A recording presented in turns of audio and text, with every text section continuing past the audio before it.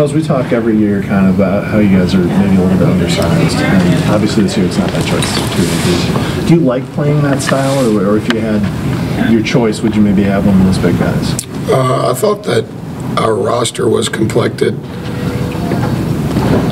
in my opinion, the best it had been all year long entering this season. I really like the differing components and styles that Devontae and Chris give us at the 5.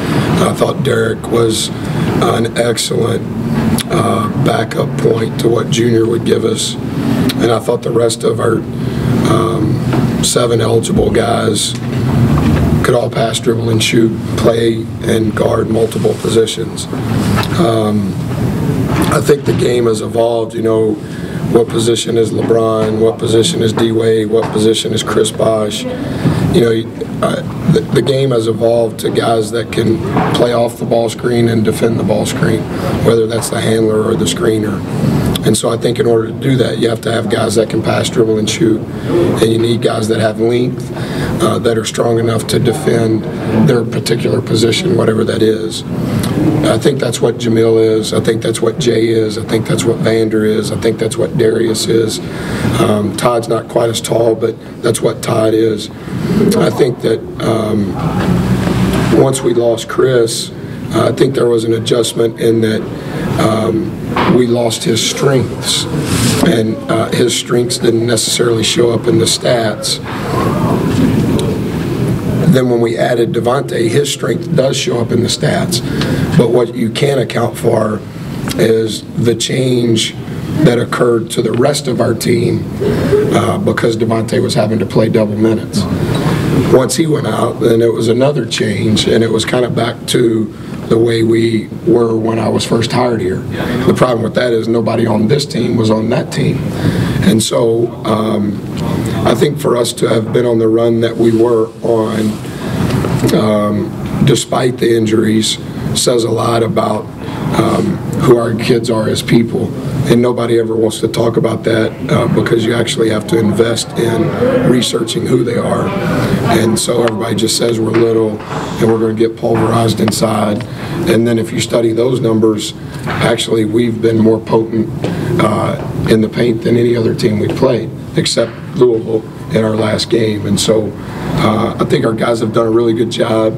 I think that Devontae contributed to our victory against Georgetown, and I think everyone that played and everyone that coached against Louisville contributed to that loss. And so now that he's back, it's in another adjustment period. But as I said before he got healthy, I'm not going to disrupt the rhythm of who we are, and I'm not going to do that this weekend in Louisville either. You talk about the experience of your guard play, especially coming off of Sweet 16 from last year, and how important that is in the tournament. Well, I think anytime you have experience, it's beneficial, whether it's postseason or non-conference or regular season. I think part of our success up until this point is we have more returning players than we've ever had since we've been here, as far as good players, good returning players. So I think that for those guys that were able to experience those 3 games last year, I do think that it's healthy going into Louisville, that at least they understand what's going on. For your first opponent, do you think it's more of an advantage that they get a game in, or a disadvantage that they have to turn around and play so quickly? I think there's both. I think both. I think it is advantageous that they will have already got the jitters out. One of them will be, whoever we're playing will be 1-0 in the 2012 tournament. I think it is hard that at midnight tonight they got to get on a bus and go from Dayton to Louisville, and they have a quick turnaround prep. For us, we have the same turnaround prep for them. But having said that, I think that it's advantageous in a certain perspective, and those coaches would say probably it's disadvantage to an extent as well. It just kind of depends on your perspective. But as I've told our kids, the bottom line is if you win, you get to stay, and if you lose, you get to go home. And nobody cares what happened last week in New York, and on Thursday afternoon, nobody's going to care what happened on Tuesday night in Dayton. Coach, how deep have you dug on BYU or Iona at this point? As much as I could. Since the last time I talked to you guys, I've slept a few hours, but our whole staff has done as much as we could. We're leaving now so that we can be in Louisville in time to watch the game tonight. So I think our staff has been accountable from Sunday at 6 until now, just trying to gather as much intel as possible. You know, I think I've never done it before, but I think what you have to be cautious of is schematically, you can't tell 20-year-old kids, hey, if we play BYU, they're going to do this. Okay, now BYU's over, and in the next 15-minute segment, now guys, if we play Iona, they're going to do this.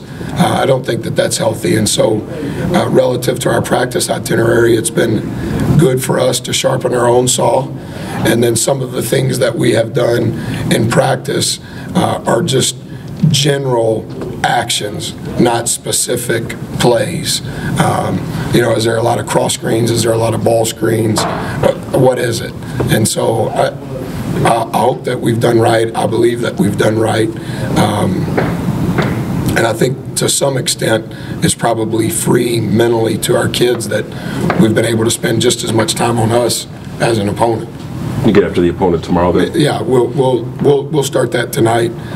You know, we have a 2-day before game routine, a 1-day before, and then a day of. And so our 2-day routine is not what it typically is because we've already practiced today, but late tonight we'll be able to begin the film and the breakdown work on paper and on, you know, watching clips and things like that. So we'll do that tonight. Is that it?